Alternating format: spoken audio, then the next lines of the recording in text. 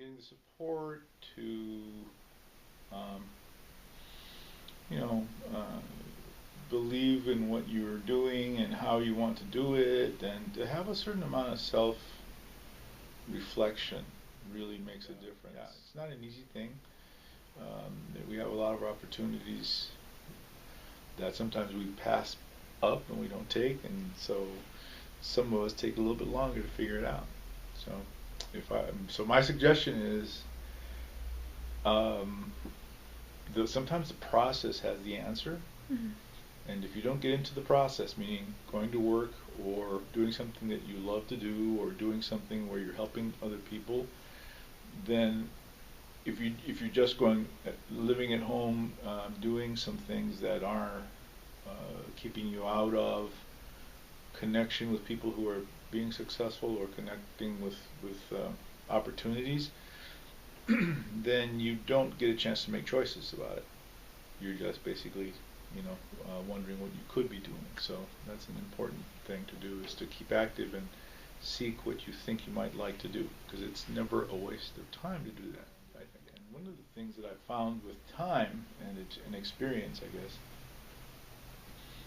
is that you have to value yourself really strongly to say, you know what, everything that I'm doing is going to help me, and you have to have the patience to let it develop, and then and reassess at every given moment. If you're distracted with, my dad used to say, don't get married because you'll never be able to study if you do. If you immediately are, 20 years old, 22 years old, whatever, and you have a wife and family, you won't ever go to school again. And of course, that's not true. Mhm. I mean, you can, but you have to. It takes a lot of extra effort.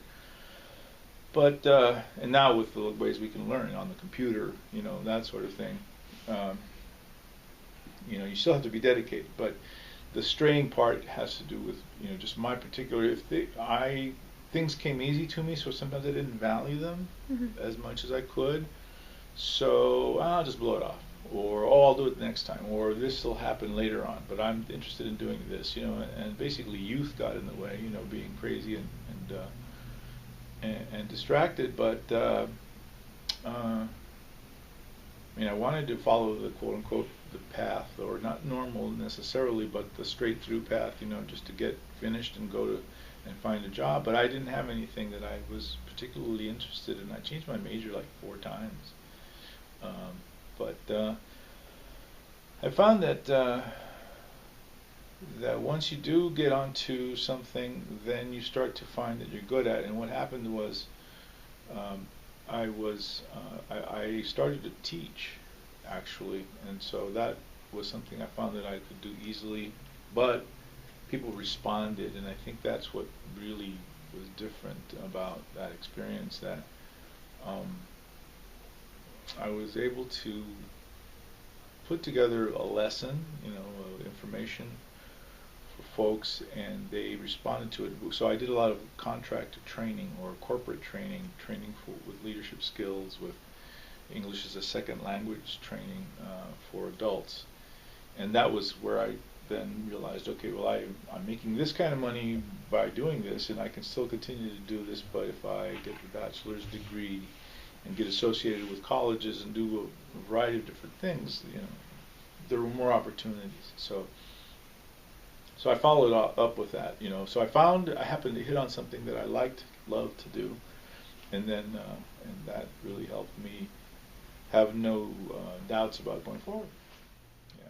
I would say success involves a certain amount of self-fulfillment, that you're happy with the things that you're doing, you're happy with yourself and your own skin, and you are pleased with the effect and the influence that you have on people around you.